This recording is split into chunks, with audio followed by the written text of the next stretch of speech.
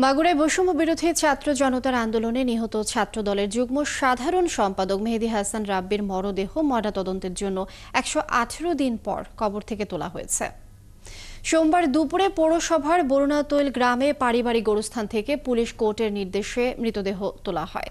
বৈষম্য বিরোধী আন্দোলনে ৪ আগস্ট পারনান্দুয়ালী নবগঙ্গা নদীর ব্রিজের কাছে অবস্থান নেন আন্দোলনকারীরা।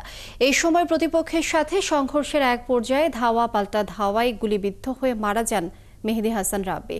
পরে ময়নাতদন্ত ছাড়াই মৃতদেহ দাফন করা হয়।